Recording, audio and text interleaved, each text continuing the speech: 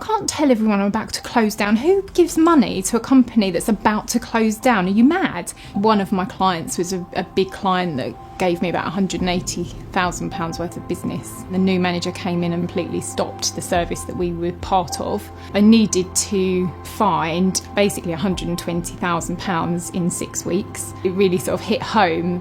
What am I going to do? Even when I stood up, I wasn't going to say anything, and then I just did. Suzanne had been a member of BNI for maybe a couple of months. She stood up in a meeting. I've got 2 weeks left of trading. Everything might go down the tubes. I burst into tears, ran out of the room.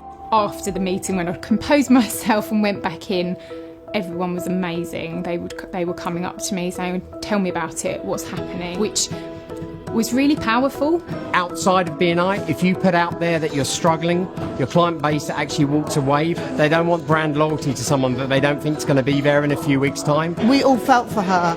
And I don't think there's anybody in the room that didn't go home afterwards, go through their entire dress book and think, who needs a blind? Who needs some wallpaper? Who needs something? So the following week, suddenly, I got emails from everybody introducing me to people, asking how it was and what they could do to help me. David in particular introduced me to an estate agent. I just tried to help her, really. Put her in touch with a couple of bigger customers that we had, who we knew used interior designers. He gave us a show flat to do almost straight away.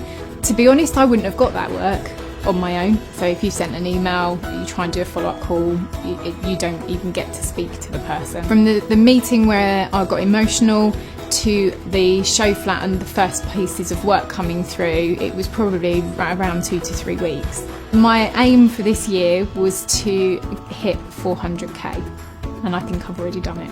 Something that I thought was going to take a few years to get to. I now have a team working with me, a larger team than I have before, and it's lovely to have the support. I know I could go to any one of those members. How often do you follow up after you've done a quote? You know, how do you deal with a staff member if this happens? And that's really reassuring in business, because it's quite a lonely place. When business goes badly, it really knocks the stuffing out of you. And part of the give as gain philosophy is that we can all pull together. You're a team of people whose job is to support each other. You know, it feels like you're just socialising, but the work that gets passed because you've had a one-to-one with someone, there's a big impact there. I think anybody that sort of says, do you know what, I'm not sure it's for me, I think they're really missing out massively.